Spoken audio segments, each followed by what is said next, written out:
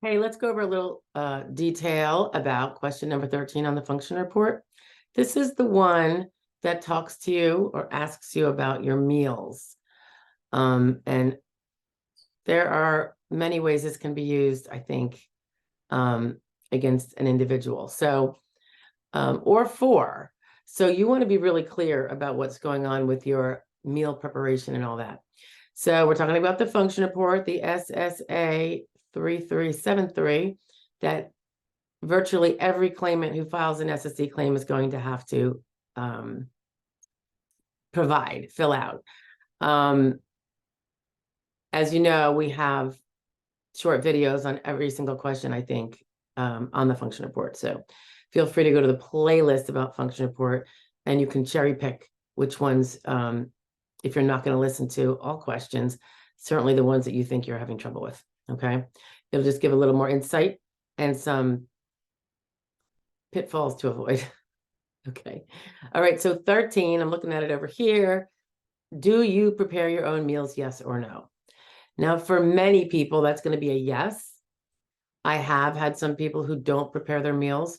They are fortunate to have someone prepare them for them. And I'm not talking bedridden people, of course.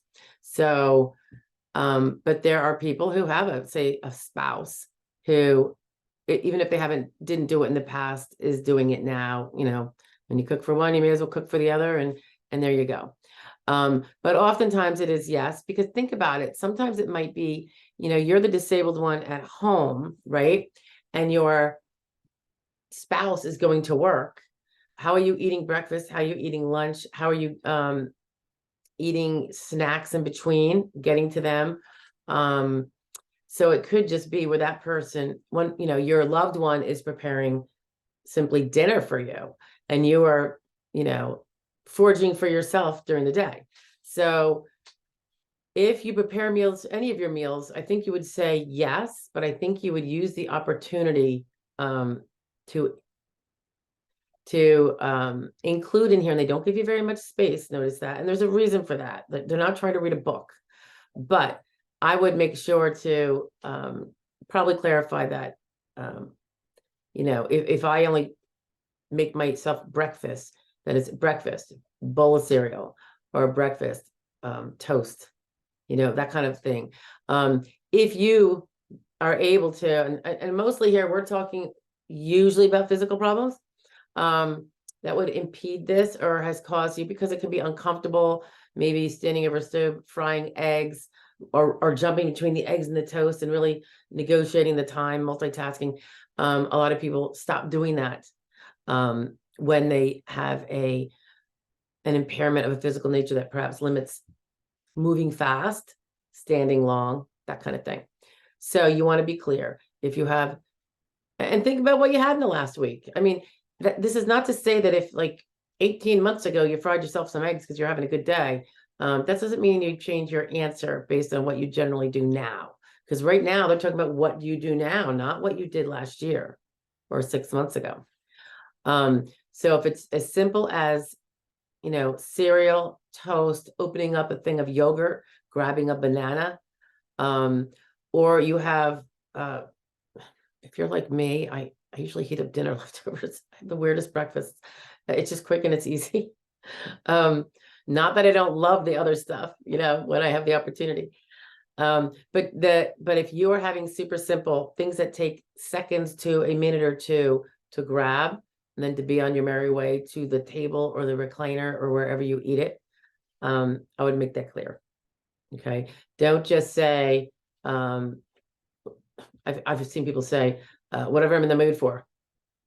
That tells the fact finder nothing. Remember, they don't know you. And if you have limits to what you're cooking, you want to make sure that those limited meals are mentioned. If you are cooking yourself a 5-course breakfast, spending an hour in the kitchen, I would suggest that maybe, unless you have a severe mental illness and you're like regularly institutionalized, you might not be disabled if you're able to do that from a physical standpoint. So that means you have to really be mentally extremely limited, to pass this muster here. I'm looking at a function report and this resulted in a denial. It's one of the ALJ denials I have in my archives, where I was trying to connect the evidence to where this judge denied this person, in case we're going to file for a future, a future application if you have the space, the time frame for DLI was out, extended out enough. And this was a pain case. I will say this was an under 50 case. And as you know, when there's a video on this, under 50, you have more challenges. So you're going to have to really buck up and pay attention. Okay. Everybody should, but under 50, you've got more burdens. So you need to learn about them. And this answer was along the lines of, yes, I make complete meals because I have a family. And it turns out the person had, a spouse and 2 kids.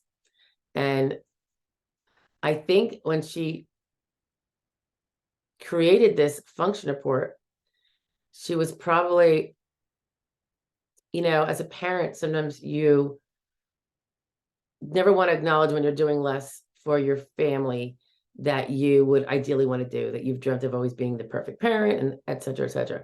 So, and of course you would buck up to pain and do everything perfectly for your family, regardless. Like somehow you get like Superman powers.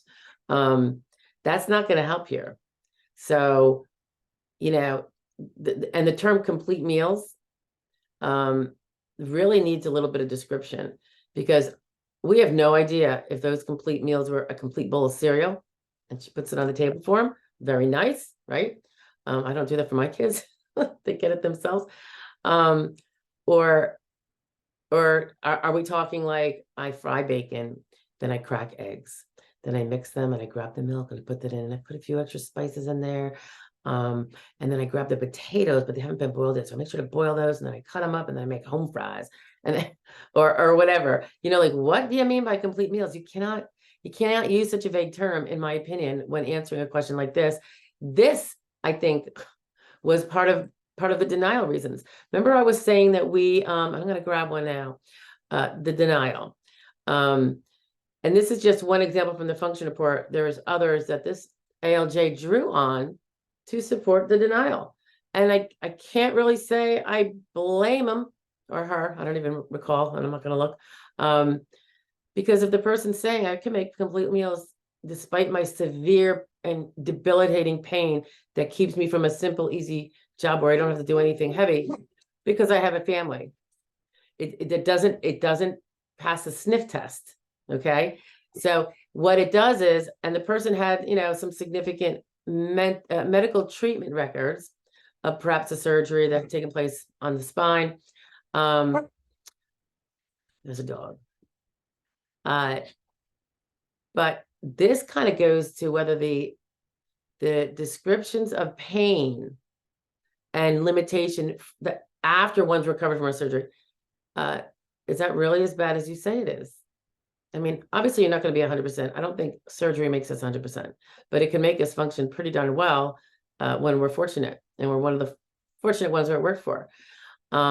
So, to be disabled, it's going to be more than, well, I'm not 100%. I'm only at 90. Yeah. So go do a job that you can do at 90%. Right. So one thing that the judge drew on, and he pointed to the function report, specifically the function report. This is why I drive home with it's so important to get it together before you do that function report, so you know what you're doing. He says that, when, reporting the answers in the function report, the claimant said that she was limited by her pain, indeed, but that she was also able to provide the comfort and care and support to her spouse and 2 kids. She goes on to say, and we have other video on this, on the function report question concerning pets, that she provides basic care. And if I look at the function report, how did she describe that? Well,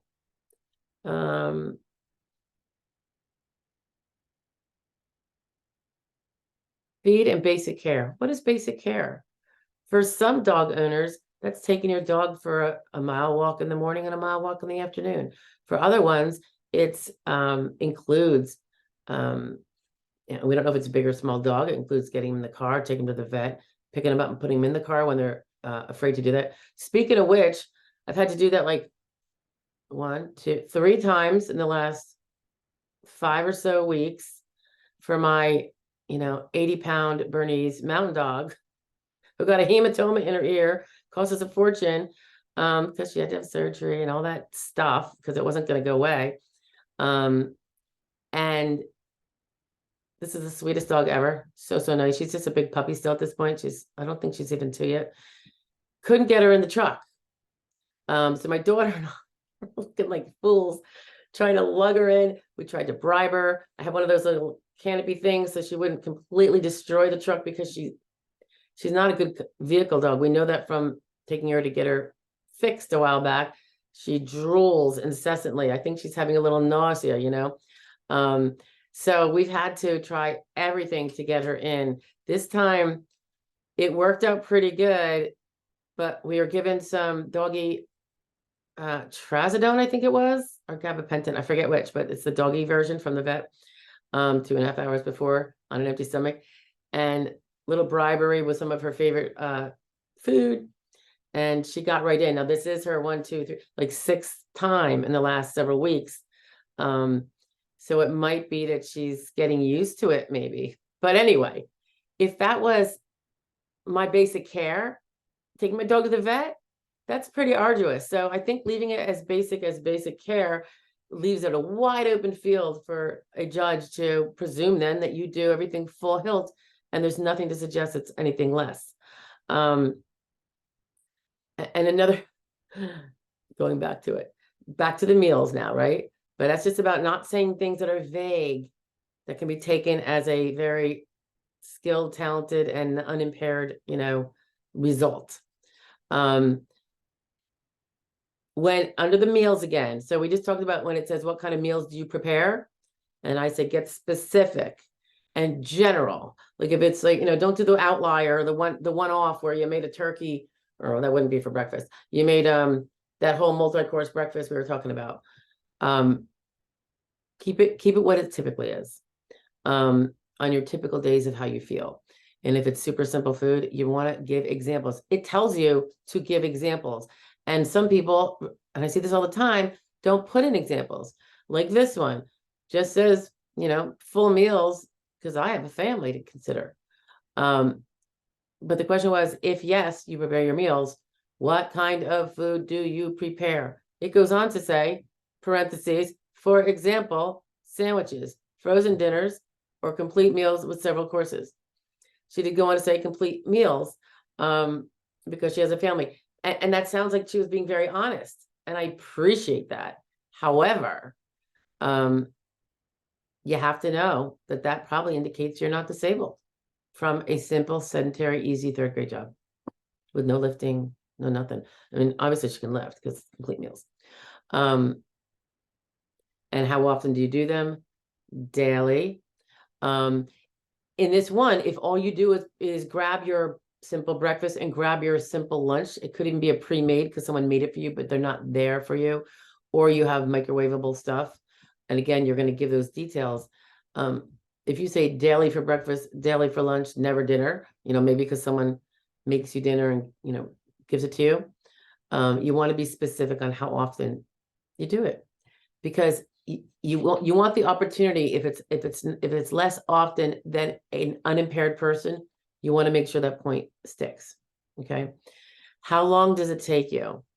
Now, when the judge relied on some of her function report, and you'll see this answer probably helped him realize that she's quite adept at home, and how we live at home is a reflection of what we could do out there from a physical standpoint, at the very least. So she said it takes up to an hour to 2 hours when she's in the kitchen preparing food for her family and herself. That's a long time. That is a showstopper.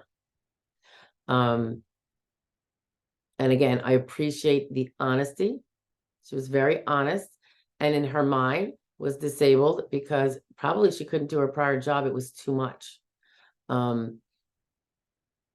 But having the ability to do some pretty active work for 2 hours straight in a kitchen, Normally they say we work for 2 hours, take a 15-minute break, work for 2 hours, take a 15-minute break, work for 2 hours, and between you and me, we know she's not doing this 8 hours a day. So in a sense, it can seem unfair that, doing one thing in the morning for your family for 2 hours is going to kill your case. I get it, but this is the optics we're dealing with. Okay. It doesn't say here up to 2 hours, but then I have to go lie down for 2. If that was so, and if she said that would make perhaps a different scenario. And here's another one. Any changes in cooking habits since the illness, injuries, or conditions began? No. So she has actually also confirmed that she was an arduous cooker before, and she's an arduous cooker now, because those bad pain conditions just don't affect that. Just don't. So maybe the person should just go be a short order cook, or perhaps work in a diner, and I don't mean to be too funny here, because I know the person is not 100%, but these are the kind of answers that the judge is reading, and you're asking him to find that you're unable to do anything full time, even a simple, sedentary, slow paced, no skill required, no lifting, sit, stand when you want. It's just not going to work out that well. It's not going to. He had said the claimant does prepare the meals for both herself and her family, does the household cleaning responsibilities, although acknowledges that she said with help of family members. And I think maybe the reason why that wasn't so helpful, I don't think it was hurtful to indicate that family helps. It still gives the impression that this claimant is the ringleader, does the most of it. And then, of course, as we're always trying to get our children to pitch in, some people have better luck than I do. So that would not necessarily be different from an impaired person, that family members help, because most parents are trying to get their family members, their children, to chip in, or their husbands or wives, He points out that she does do the laundry. He also does point out that she does need help carrying the clothes baskets. So that's something she mentioned in her function report. And, I've seen people indicate when they need help going up the stairs with the baskets. I've seen people describe how the spouse, for instance, will bring the baskets to the washer, and the claimant simply loads it, but maybe can't load the top loader, can only load the side, So they kind of have the things they know. They're like, we had to get this kind of a loader because I can't do that anymore. Not bad things to mention. Anyway, that's what I'm driving home about the food preparation. It's a thing we do every single day. And if that kind of looks like a very normal person, it's gonna give a ring of not being disabled, impaired, limited, can't do your prior job, can't maybe lift 50 pounds all day long, for sure, no problem. But unable to do all of those 12,000 occupations, it's just gonna sink it. This will be especially true for the under 50 crowd. So you have to be very, very, very careful about your function report. All these little things that, I've seen people out and, comment to me like, oh, I hardly believe they're going to deny based. I'm like, well, then the judge is lying in his denial. That's not why then. All these little, as I said, crumbs that lead up to a denial. It's the same thing if they lead up to an award. They are crumbs, and every little piece gets added. And when it gets to a certain point, it can be a denial or an award, depending. Is it the crumbs of good or the crumbs of bad? So if it's, if you would have been 2 crumbs short of a denial, wouldn't you like to take it? Because that means it's an award, So don't give them any crumbs. Just don't give them any crumbs. Okay, so that's a little bit more on the cooking. Did I say shopping? The cooking.